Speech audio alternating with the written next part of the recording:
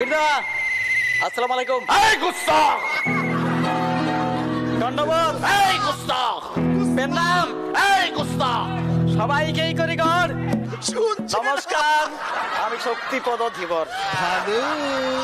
তো কি বলবো আজ্ঞা, কিছু কিছু বেটি ছিলা এমন বদবিট কাইলে বিজি কিচ্ছিরি ভজকট পোশাক পরে রাস্তাঘাটে ঘুরি বলে মনে হয় ওদের মুখ গড়ায় যাইয়ে বলেই দেই, মামনি ঢুকিয়ে তো পড়েছ, বের হবে কি করি?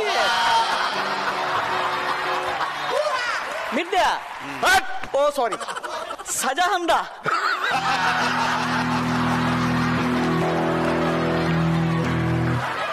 বিহাটা আমার হবে কি করে? কি করে? আমার একটা পাড়ার লোকের সঙ্গে খুব ভালো সম্পর্ক ছিল, দাদা বলেই ডাকি। একসাথে তাস খেলি, বিড়ি খাই, সন্ধ্যাবেলায় ভাটিতেও যাই। আজকে জানতে পারলাম ওটা আমার গার্লফ্রেন্ডের বাবা। দেখুন সম্পূর্ণ এপিসোড জি5 এ। আমরা তো এইসব রাজকীয়তা দেখিয়েই ক্ষান্ত হলাম। আসল আলিজা তো এই লোকটা। কি করেছে? কি করেছে ও? ভগবানপুর বাঁকুড়ার লোক আপনি, সেখানকার মানুষদের জন্য কি করেছেন? আপনি কি ভেবেছেন বাদশাহ সালামত আলিজা তার খবর রাখে না? দেখব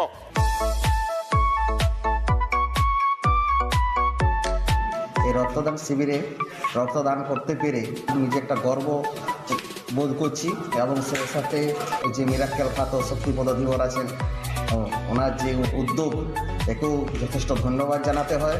সবাই এরকমভাবে সহযোগিতা করলে হয়তো আরও কিছু সাধারণ গরিব মানুষ ব্লাড পাবে আর কি।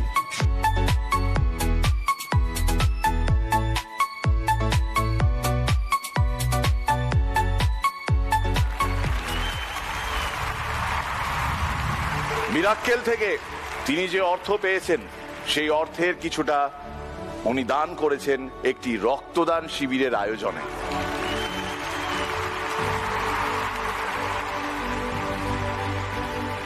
ভোট তো আপনাকে মানুষজন দেবেন, এটার জন্য দেবেন নাকি আপনার পারফরমেন্সের জন্য দেবেন সেটা তাদের ব্যাপার। বাট রসিক রত্ন সম্মান আপনি এ যাবৎ 1, 2, 3, 4, 5, 6 আর তো জায়গা নেই ওস্তাদ। তাহলে কি বাদ দেবো আজকেরটা? হ্যাঁ, আপনারা যেটা ভালো বুঝবেন। আমরা যেটা ভালো বুঝবো না, জাজরা যেটা ভালো বুঝবেন। হ্যাঁ, জাজেস আমরা যা বুঝলাম আজকে একটু ওয়েটই করে যাই। হ্যাঁ, ওকে ওকে ওকে, খুব ভালো। তাহলে ওয়েট করতে বলছে।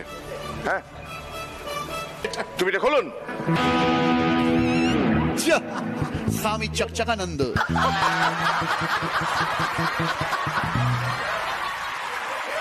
Shaktipada Dhibar, hats off. Thank you.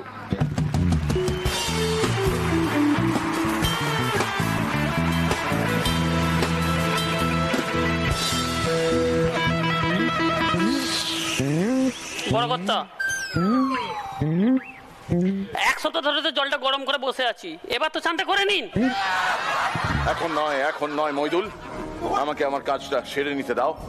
এপিসোডটায় এখনো অনেক কথা বলা বাকি আছে। তুমি বরং বেগমের টয়লেটে ওটা রেখে এসো। মামা, তুমি তো এই হাটে এত জিনিসপত্র বিক্রি করো, তা তোমার জিএসটি লাগে না? লাগে তো, কিন্তু আমাদের হাটে জিএসটি লাগে না, পুকুরে স্নানের ঘাটে জিএসটি লাগে। মানে ওই যে গামছা, সাবান, তেল, জিএসটি। বুঝলি কি বললাম, কি বুঝলো? কেন? অবশ্য যার ভাগ্নে মদন, সে আর কত শিক্ষিত হবে। আচ্ছা মামা, জানো আমাদের কলকাতায় অনেক মেয়েরা কাজ করে, তুমিও মামিকে পাঠাও মাঝে মাঝে হাটে। আরে বাবা, তুই পাগল নাকি? একবার তোর মামিকে হাড়ি নিয়ে পাঠিয়েছিলাম, তারপর থেকে সবাই জেনে গেল যে আমি রাতে ঘুমিয়ে ঘুমিয়ে কাঁদি, ঘুমিয়ে ঘুমিয়ে কথা বলি, ঘুমিয়ে ঘুমিয়ে পাশের বাড়ির বৌদির বাড়িতে চলে যাই, তারপরে হাড়ি দিয়ে আসি। পলাশকে দেখালাম, পলাশের শালিকে নাকি 4টে হাড়ি ফ্রিতে দিয়েছি। এই এত সব খবর সবাই জানলো কি করে? ওই যে তোর মামি হাটে হাড়ি ভেঙে দিয়েছিল, সবাই সব খবর জেনে গেছে। তবে এরপর আমি একটা ইংরেজি অ্যাসিস্ট্যান্ট রেখেছিলাম। আরে বাহ! ওকে দিয়ে কি করাতাম বলতো? এই হাড়ি হাট থেকে ঘরে, আর ঘরে থেকে হাট, এই করাতাম। এই তুমি তো সহজ পাঠের বংশী, তার সাথে ইংরেজিতে কথা বলতে পারতে? বেশি কিছু তো বলতে হতো না, খালি বলতাম হাড়ি আপ, ব্যাস হাড়ি মাথায় নিয়ে হাড়ি করে চলে আসতো। সেদিন কৌশিক দা বৌদির নিয়ে ডাক্তারের কাছে গেছে, তো ডাক্তার বৌদিরে চেক আপ কইরা কইলো, কৌশিক সাহেব আপনি কি এক্স রে সাথে নিয়ে আসছেন? কৌশিক দা কইলো, মাথা খারাপ, শুধু বউকে সাথে নিয়ে আসছি। ট্রেনে করে যাইতেছিলাম, বগিতে প্রচন্ড ভিড়। পাশের যাত্রী কইলো, দাদা দেখেন এতগুলা মানুষ ট্রেনে উঠছে, তার মধ্যে কে জানি একটা স্টিল আলমারি ঢুকাই দিছে। কইলাম, দাদা ওইটা স্টিল আলমারি না, ট্রেনের টয়লেট। বাহিরের দেশে স্ত্রী স্বামীকে ভিডিও কল করে কয়, হে হোয়াটসঅ্যাপ। আর বাঙালি স্ত্রী স্বামীকে ভিডিও কল করে কি কয়, মন্টুর বাপ আমারে দেখা যায়। মির্জা, সেদিন রাস্তায় এক সুন্দরী মায়ের লগে দেখা, হ্যাপি ক্রাশ খাইছি। সঙ্গে সঙ্গে মায়ের যা কইলাম, আমি তোমাকে ভালোবাসি। মাইয়া কইলো, হালো আর পু থাপ্পড় খাবি? বললাম, সরি, বাহিরের খাবার আমি খাই না। তুমি আমার খুব পছন্দের কন্টেস্টেন্ট, মন ছুঁয়ে গেছে তোমার performance. Very very entertaining, all the best. Thank you.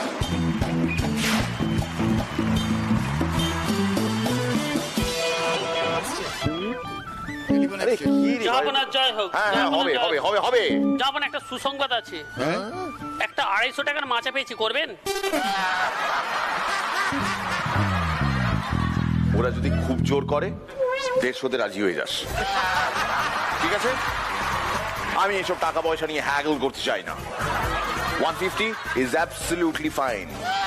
ওকে, ঠিক আছে, বলছি আমাকে 250 টাকা দেবে, আমি করে দেবো, একটু ভালো করে করবো। 250 টাকা।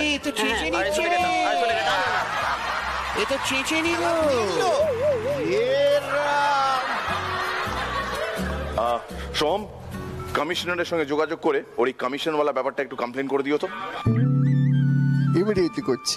Thank you chewing gum. বেগম, ফাইনালি তোমার কেবল কানেকশনটা রিস্টোর করতে পারবো, টাকা আসছে।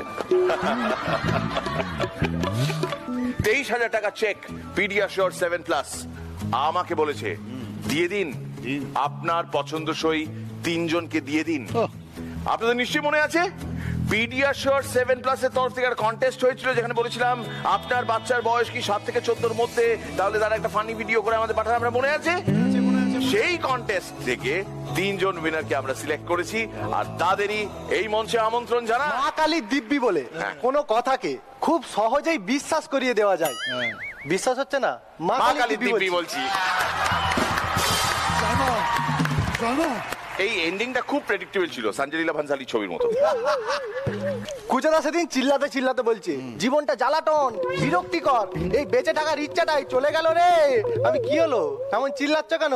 চিল্লাবো না কি করবো? আজকে দুপুর বেলা ছাদের পাঁচিলে বসে রোদ নিচ্ছিলাম, আর পাশের বাড়ি বৌদি বাচ্চা কোলে নিয়ে আমার দিকে আঙুল দেখিয়ে বলছে, আই দেখ হনুমান। কুচেদার ছেলে রোজ স্কুলে এসে বলে, ভাই আজ একটা সেন্ট মেকে এসছি, সেগুন কাঠের গন্ধ বেরোচ্ছে। তারপরের দিন আবার, ভাই আজ একটা সেন্ট মেকে এসছি, চন্দন কাঠের গন্ধ বেরোচ্ছে। তারপর দিন তো কুচেদার ছেলে পেছনে হাত বুলাতে বুলাতে আসছে, সবাই বলছে, কিরে ভাই আজ কি মেকে এসেছিস? চেলা কাঠের গন্ধ বেরোচ্ছে। ঢুকুটুকু হচ্ছে পৃথিবীর সব থেকে খারাপ জিনিস। এই ঢুকুটুকু খেয়ে কুচেদার একদিন এমন অবস্থা, শেষে কিনা নিজের বউকে বলছে, I love you. Mukesh Ambani রোজের ইনকাম 300 কোটি টাকা, সে তার নিজের মেয়ের বিয়েতে খরচা করলো 700 কোটি টাকা। একবার ভেবে দেখুন, 3 দিনের ইনকামও খরচা করলো না। আর আমাদের বাড়ির ছেলে মেয়েদের বিয়ে দিতে বাবা মায়েরা বাড়ি গাড়ি সম্পত্তি বেচে ছেলে মেয়েদের বিয়ে দেয়। মোরাল অফ দ্য স্টোরি কি? লোকটা হেভি কিপটে। সম্মান 1 2 3 4 5 6 6টা রসিক রত্নের 6টা তোমার বুকে এই মুহূর্তে। পাউলিন, কেমন লাগলো? ঝাপনা, আপনার ইজাজত হলে এই ফুলটা আমি দিয়ে দিই ওকে।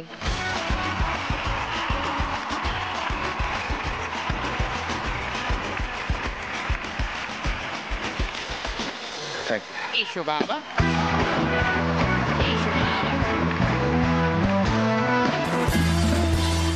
পিডিয়াশিওর 7+ আরো বেশি most entertaining performers of the day পাবে মোট 25,000 টাকার পুরস্কার। চলে এসো।